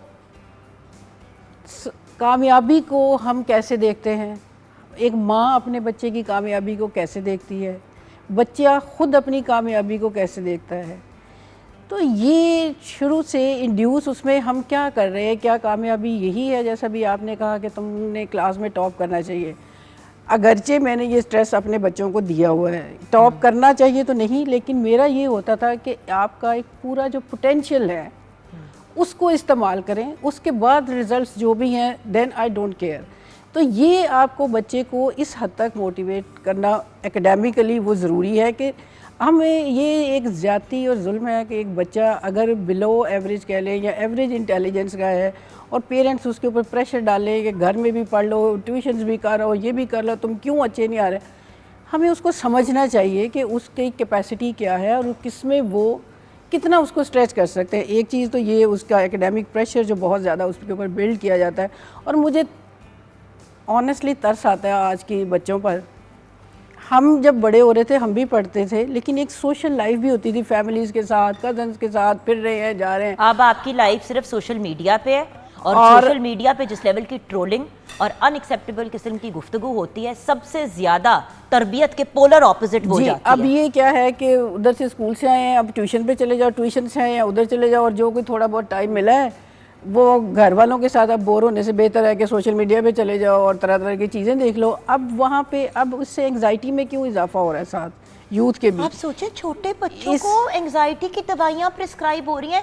डॉक्टर साहिबा, कैन यू इमेजिन कि मेरी जो जनरेशन है कि उसको मतलब मुझे याद है एक दो मैंने अपनी अम्मी को कहा, मामा मुझे नींद नहीं आ रही सही तरीके से, मुझे कोई दवाई दे सकती है? थप्पड़ पड़ा था मुंह पे कि तुम्हारी कोई उम्र है दवाइयाँ मांगने की सोने के लिए। आप सोचें। और आजकल खुद पेरेंट्स जो हैं वो बच्चों को देनी पड़ रही हैं। ज़रूरत है, ये नहीं है कि ज़रूरत नहीं है। ज़रूरत क्यों, असल में बात पैदा है ना क्यों कि पड़ रही है? वो तो एक कॉज क्या है ना, हम कॉज को जब तक एड्रेस नहीं करेंगे तो ये ज़रूरत तो पड़ेगी। फिर बच्चे स्ट्रेस में रहेंगे, सुसाइड हो रहे हैं स्कूल के बच्चों, जो एलीट स्कूल्स कह ले खबर आती है, या किसी ऐसी यूनिवर्सिटी जहाँ बहुत प्रेशर है। तो एक तो हमें उनकी उस मेंटल हेल्थ और उस पीयर प्रेशर से भी उनको साथ साथ किसी लेवल पे रखने की ज़रूरत है जो उनके लिए बेयरेबल हो। ज़िंदगी में मैंने जैसे कहा था कि कामयाबी को सिर्फ उसके साथ ना रिलेट करें। दूसरा ये कि सक्सेस, कामयाबी क्या सिर्फ इसी किसी जगह पे पहुंच जाना है। मैं ये देखें, आप जिस एनवायरनमेंट में हैं, अपने घर में हैं, दोस्तों में हैं, क्या वो आपकी प्रेजेंस उनके लिए कोई खुशी का बायस है? Is it bringing some good aura और पीपल आर गेटिंग स्ट्रेस्ड? तो ये जो चीज़ें हैं, जो आपने कहा ना कि उनको तरबियत का एक डायलॉग होता है जो हम दूसरे के साथ करते हैं। बिल्कुल, ये बहुत अहम है कि हमारा सेल्फ डायलॉग क्या है। हम इंटरनली, आपको पता है मोस्ट ऑफ द टाइम हमारी इंट्रा कम्युनिकेशन जिसे कहते हैं, अपनी ज़ात से हम बातें कर रहे होते हैं। बिल्कुल। अब वो क्या मैसेजेस हैं जो हमारा ब्रेन कर रहा है प्रोड्यूस, या हम अपने आप को अच्छा समझ रहे हैं, नहीं अच्छा समझ रहे हैं, किसी कॉम्प्लेक्स का शिकार हैं, कहीं से जेलस हो रहे हैं, कहीं से स्ट्रेस में आ रहे हैं, किसी के बारे में बुरा सोच रहे हैं। तो जितना हेल्दी सेल्फ डायलॉग होगा, जितना मैं अपने अंदर मुतमईन होंगी, या बच्चे को आप रखेंगे कि जी नहीं, you whatever you are doing in your capacity, या एक स्टूडेंट्स भी है उसको एनकरेज करें। मैं ये नहीं कह रही कि अच्छा आगे जाना, मतलब वो कहेंगे जी आपके अपने बच्चे तो इधर चले गए, अब आप क्या कह रहे हैं। आई एम नॉट सेइंग दैट, आप उधर भी लेके जाएं, लेकिन उनकी जिसे कहते हैं ना हॉलिस्टिक, मजमूई तौर पर शख्सियत साजी, वो बड़ी अहम है। स्ट्रेस से ज़िंदगी में आते हैं। अगर हम ये कहें कि बच्चे को बचा के रखें कि इसको ये नहीं, इससे इसमें स्ट्रेस आ जाएगा, इसमें आ जाएगा, आप क्वारंटाइन में एक बच्चे को कितनी देर तक रख सकते हैं? तो सोसाइटी के साथ डील करने की जो स्किल्स हैं, जब किसी के एनवी आती है, किसी को एंगर आता है, गुस्सा आ रहा है, जेलसी हो रही है, क्या हो रहा है, किसी की ज़िंदगी में अनफॉर्चुनेटली फैमिली लाइफ डिस्टर्ब हो गई, बच्चियों का आजकल मुझे इतना दुख होता है, इतनी मेरी अच्छी कई स्टूडेंट्स पता चलता है जी वो 2-3 साल के बाद सेपरेशन हो गई, डिवोर्स हो गई।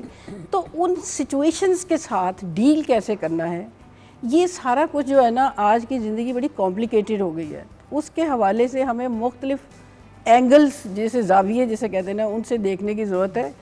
तो बच्चों, पेरेंट्स के ऊपर जिम्मेदारी ज़्यादा हो गई है, लेकिन अनफॉर्चुनेटली पेरेंट्स को खुद भी बहुत सोशल मीडिया में एंजॉय कर रहे हैं। तो वो एक फैमिली टाइम जो है ना, जिसमें हम इंड्यूस करते हैं वैल्यूज़ कह लें, मॉरल्स कह लें, अपनी रवायात कह लें, अपना लाइफ स्टाइल्स कह लें, इस तरह की जो बातें डायरेक्टली मैसेज नहीं दिया जाता था, छोटी छोटी ऐसी बात चलते चलते हो गई, बच्चे ने सीख लिया। बट मैं एक्चुअली यही डॉक्टर साहबा अभी जब हम एक दफ़ा अपने इंट्रोडक्टरी गुफ्तगू से आगे बढ़ेंगे तो मैं यही करना चाह रही हूँ कि बच्चों की ग्रूमिंग में किन किन चीज़ों पे फोकस करना चाहिए, कौन सी लाइफ स्किल्स सिखानी चाहिए, किस किस्म के लाइफ स्टाइल की तरफ लेके जाना चाहिए। मैं सेपरेटली आपसे जानना चाहूँगी आपकी एडवाइस, क्योंकि देखिए पर्सनल लेवल पे तो मैं जानती हूँ कि जिस तरीके से आपने अपने बच्चों की तरबियत की है, आपने कभी बहू बेटे में कोई फ़र्क नहीं किया, ये बड़ी इंपॉर्टेंट चीज़ें होती हैं। बहुत से लोग प्लेटफॉर्म्स पे बैठ के बातें तो करते हैं, लेकिन जब आप एक्चुअली उनके घरों में जाके देखते हैं तो कहते हैं ये तो कहानी कुछ और है। तो you actually have lived the life that you talk about. आपने वो तरबियत दी है, आपने अच्छे बुरे में फ़र्क सिखाया, आपने ये सारी चीज़ें की हैं, और इसीलिए हम आपको कभी भी जस्ट एज एन एजुकेशनिस्ट नहीं बुलाते, एज अ कंप्लीट पैकेज बुलाते। शाज़िदी, सेम थिंग विद यू। तो डॉक्टर साहबा, आप आज के हमारे टॉपिक पे अपनी क्या फीडबैक देना चाहेंगी, उसके बाद स्पेसिफिक्स पे आ जाएंगे।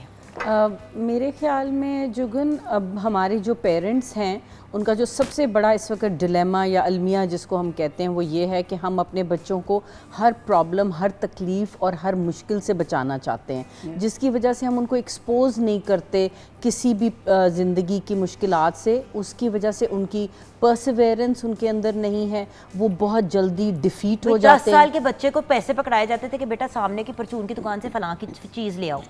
लो जी, अब तो बच्चों को पैसे हैंडल ही नहीं करने आते, तो 10 साल की उम्र पे आप क्या किसी को भेजेंगे कुछ करने के? और सबसे एक और जो बहुत बड़ी प्रॉब्लम है, हम उनको गिरने से पहले खड़ा कर देते हैं और उन्होंने कभी गिरने को एक्सपीरियंस ही नहीं किया, और जब वो गिरते हैं तो फिर वो इतना उसको हैंडल नहीं कर सकते, विच इज़ वाई कि इतना सुसाइडल और एंग्जाइटी और डिप्रेशन और ये सारी चीज़ें इस वक्त सोसाइटी में इतनी प्रेवलेंट हैं, बिकॉज़ हमने अपने बच्चों को तो ज़िंदगी को जीना ही नहीं सिखाया। हमने उनको कहा है कि ये सारी एक ककून है जिसके अंदर हमने आपको बचा के रखा हुआ है और आपको ना हम गिरने देंगे ना कोई रिस्क लेने देंगे, क्योंकि हमें बस सोने का निवाला ही जी, खिलाना है, बिल्कुल। शेर की आंख सारे भूल गए।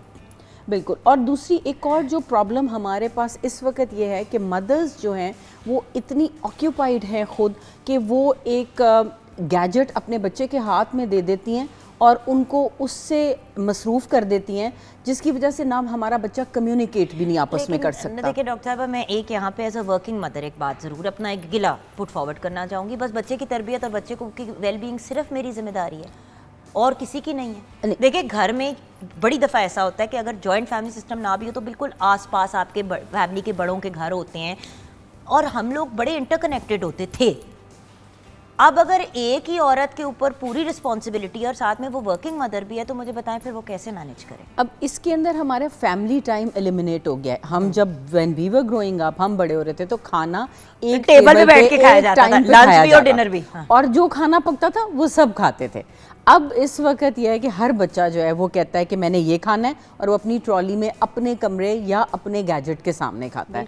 इसकी वजह से ना फादर का एक्सपोजर रह गया है ना मदर का रह गया है। पेरेंटिंग जो है हमने हैंड ओवर कर दिया है टू द स्कूल और या हमने गैजेट और हैंड कभी ओवर कर दिया। रिश्तेदार या कोई जानने वाले आ जाए और खाने के टेबल पे बैठ के खाना खाना पड़ जाए तो बच्चों को खीर आई हुई होती है कि किसी तरह हम उठ के चले जाएं वो यहाँ कमरे से बाहर नहीं बिकॉज निकलते। समझ नहीं आती, उनसे कोई सवाल कर रहा होता है जवाब नहीं उनको देना वो कुछ चीज़ें जैसे आप कह रहे हैं ना, वो चेंज ऐसे कि मुझे याद है जब हम छोटे थे तो घर में अगर गेस्ट आए हैं, अब मेरे फादर के दोस्त हैं, उनकी वाइफ है या कुछ है मदर की, हम भी छोटे होते थे, हमें उनमें क्या इंटरेस्ट होता है, but we were suppose to हमें दरवाजे पे खड़ा किया जाता था कि रिसीव करो, उनको मिले अंदर लेके आओ, सलाम करो। मदर अंदर किचन में है, वो ये काम कर रही है, मुझे भेज जाओ उनके पास बैठा, अब मैं बैठी हूँ कि अब बेचारे वो मेरे से बात कर रहे हैं, मैं अब बच्चे कहते हैं हमने हमारे वो कब हैं, हमने क्या करना है जाके, आप मिले ना, छोटे जो हैं, सो दे फील वेरी अनकम्फर्टेबल। तो बात वही हो रही थी कि मैं जो कह रही है ना, असल में वही है कि बच्चों को प्रोटेक्ट इतना, या तो एक जो कर सकते हैं अफोर्ड वो ओवर प्रोटेक्ट कर रहे हैं, और जो एक तरफ हमारे नॉट हैव्स वाली या बेचारे गरीब गुरबाई क्लास है, उनको मैं देखती हूँ वो रात उन्होंने बच्चों को बिल्कुल ही छोड़ा हुआ है कि वो खुद ही जाके दुनिया को डील करके जो उन्होंने सीख रहे हैं वो सीखें। तो दोनों ही सिचुएशंस जो है ना वो कोई सेहतमंद सिचुएशंस नहीं है हमारे उसमें बच्चों के लिए।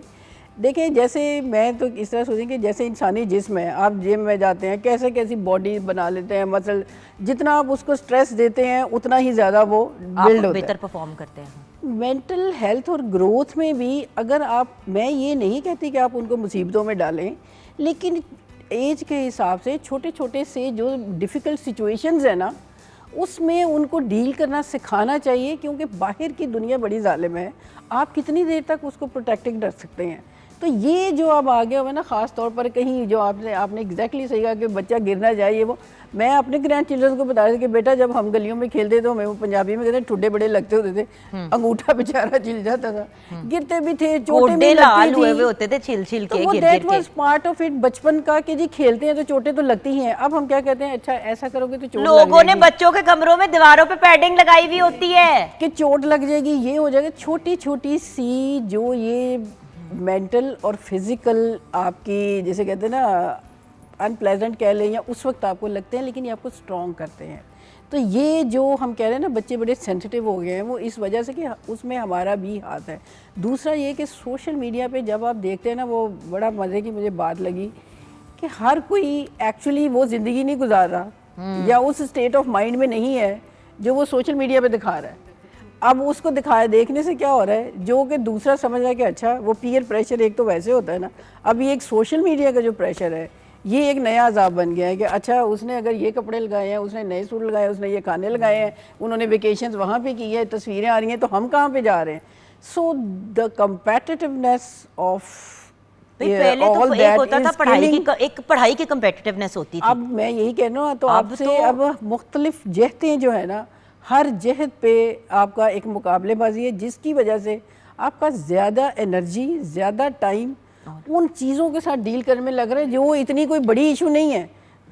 सो व्हाट टू डू, ये हम ब्रेक के बाद डिस्कस करेंगे व्यूअर्स। आप हमारे साथ रहिएगा, डॉक्टर शाजिया और डॉक्टर कंवल दोनों गाइड करेंगी कि अब मसला तो हमने डिस्कस कर लिया है, अब इसका हल क्या है। As educationist, as guides, as our teachers, as our mentors, ये क्या मशवरा देंगी, मैं भी मशवरा लूँगी और आप भी इनके मशवरे को फॉलो कीजिएगा ब्रेक के बाद।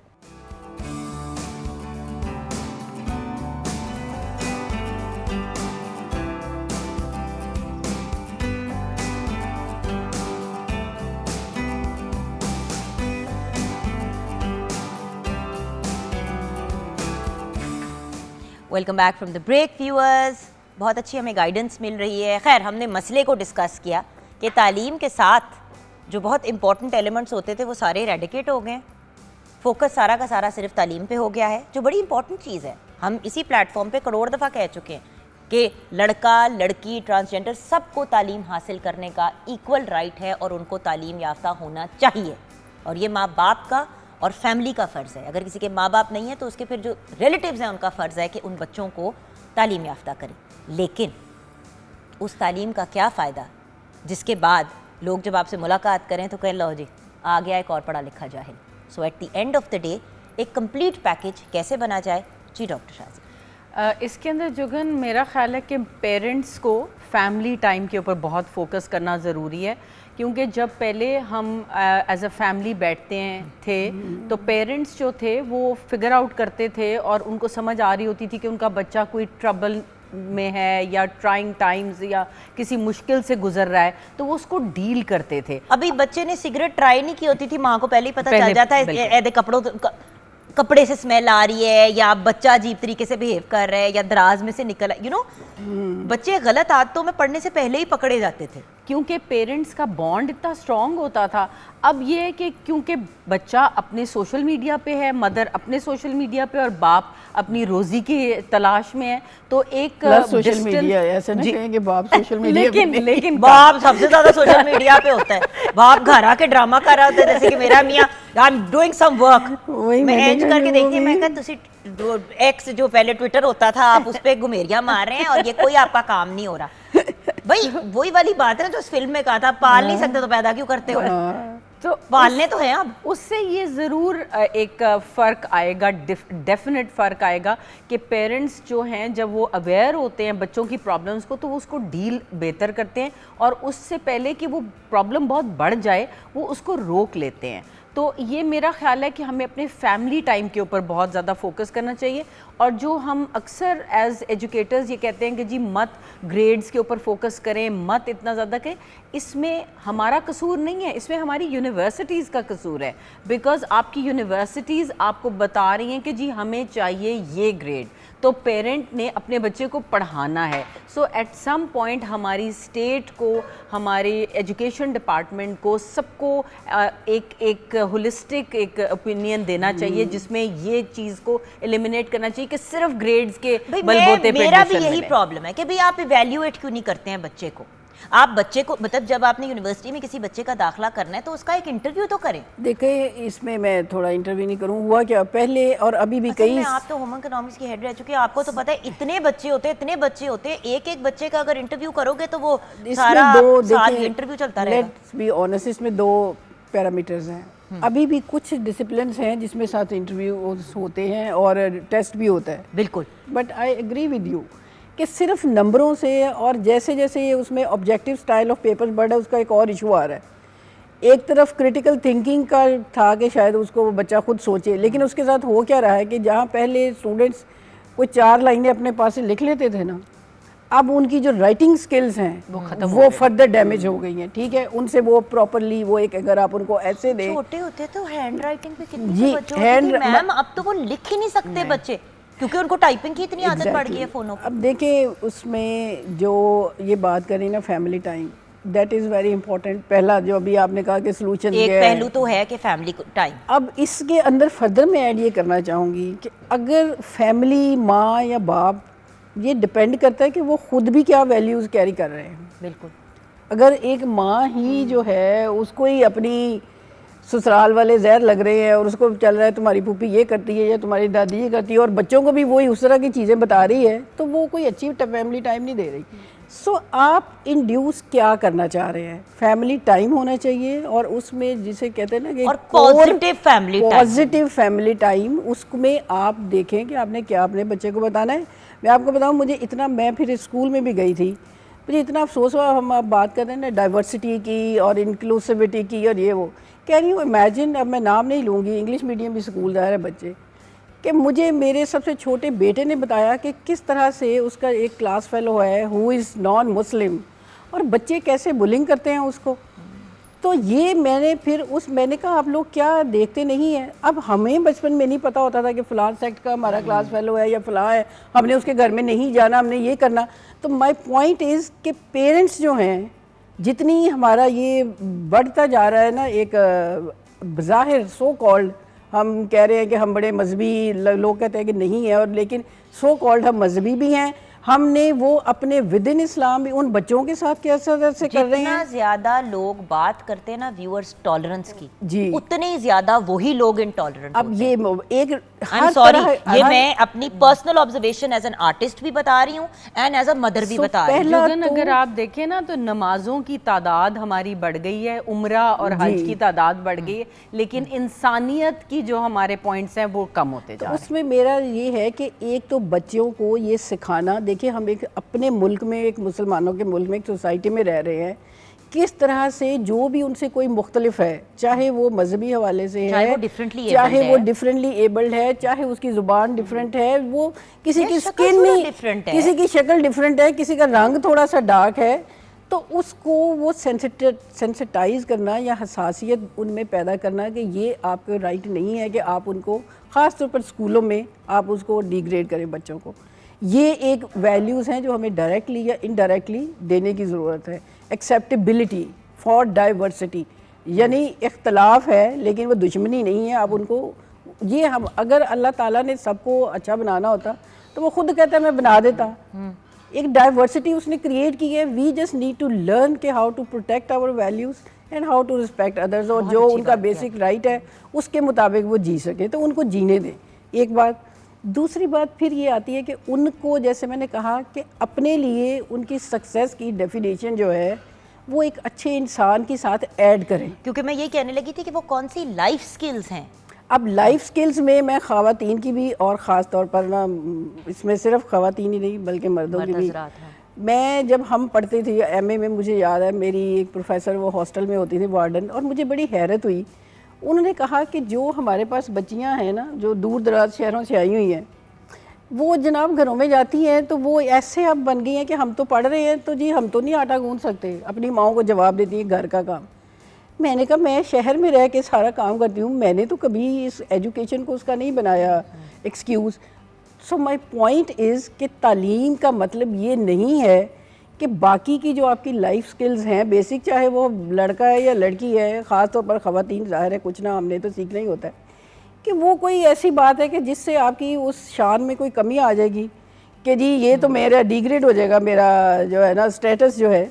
तो लाइफ स्किल्स में आप बेशक काम ना करें, अल्लाह ताला आपका स्टेटस दे, आपको मुलाजिम दे, but if you don't know how to keep your house in order, घर को साफ रखना, खाना पकाना, मैं ये कहती हूँ कपड़े धोना, इस्त्री करना, ये बड़ी बेसिक चीजें होती हैं। पहली बात तो ये है कि आप कहते हैं जी मुझे ज़रूरत ही नहीं है, I have all the staff what ever, चले फ़र्ज़ करें है, लेकिन काम करवाने के लिए भी आपको उस काम का आना चाहिए ताकि लोग आपको बेवकूफ़ ना बना सकें। सेकंड इज़, ज़िंदगी में कई सिचुएशंस होती हैं जब आपके पास कोई नहीं होता, तो इसमें स्किल्स जो है वो तो जितनी भी आती हों उसमें कोई बुराई नहीं है। आपको अपना मतलब ड्रामा में मजाक होता है जी, मुझे तो बस अंडा उबाल आता है, बड़े फख्र।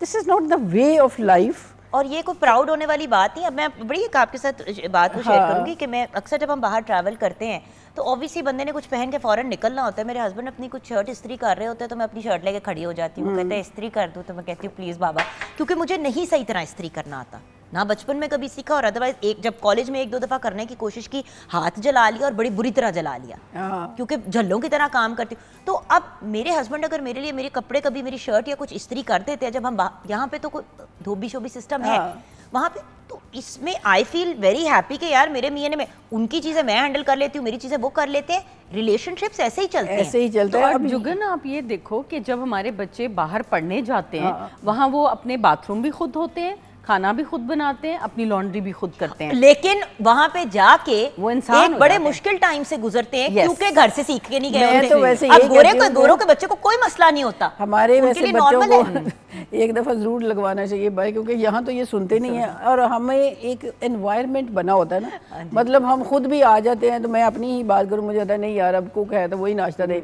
अब वहाँ बाहर जाते हैं तो बना लेते हैं। बट माई पॉइंट इज़ कि जब आपको अवेलेबल है यूज़ इट, बट अगर नहीं है और अगर आप खुद भी कर सकते हैं तो अगर आपको आता है तो उसमें बुराई क्या है। ये बड़ी इंपॉर्टेंट चीज और है। इवन अगर आप देखें जो होम इकोनॉमिक्स की बात हो रही है यूएसए में, असल में ये किस लेवल पे, अब कॉलेजेस लेवल पे और स्कूल्स लेवल पे ना, हाई स्कूल में लाइफ स्किल्स के नाम पर वो लड़कों को भी बटन लगाना सिखा रहे हैं। बिल्कुल ठीक है, कपड़े कैसे प्रेस करने हैं, अभी आपने जैसे बात की, कोई आपका स्विच है, कोई कुछ है, छोटी छोटी घर की चीज़ें, तो जितनी का आपको आती होंगी उतनी एक लाइफ आपकी अच्छी गुजरती है। So these skills are to maybe facilitate your living.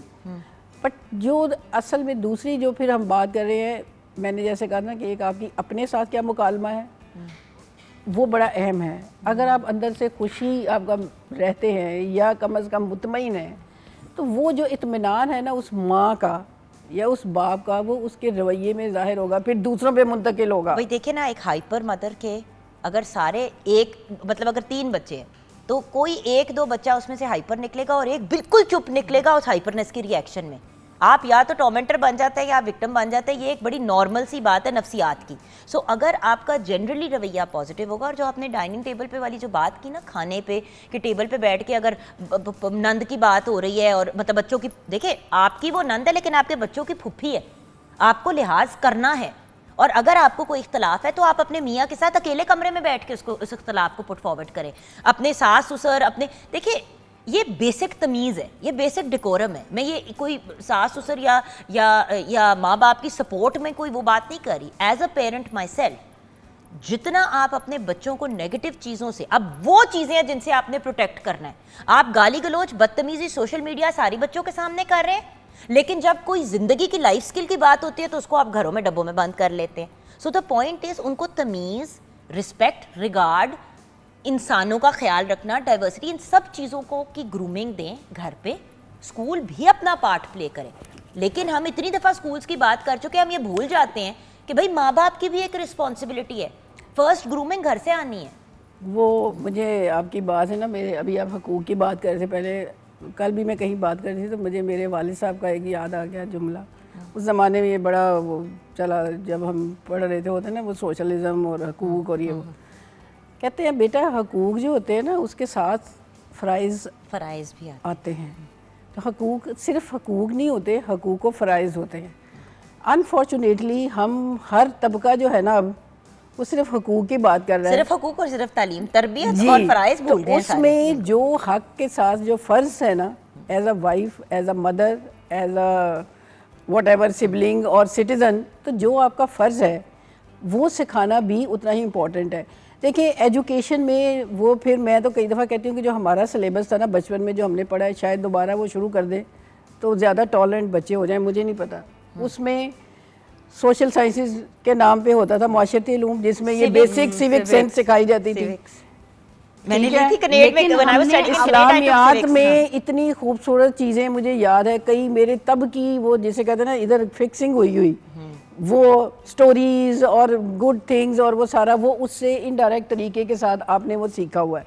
तो हमारा जो सिलेबस है, अब वैसे इन्होंने कुछ रिवाइज तो किए हैं, उसमें एक अच्छा शहरी जो ज़िम्मेदार अपने फ़राइज़ वाला ना, उसमें क्योंकि तालीम में देखें बच्चों का बहुत बड़ा टाइम स्कूलों कॉलेजों में गुजरता है, तो उसका इसका हिस्सा बनाना ज़रूरी है।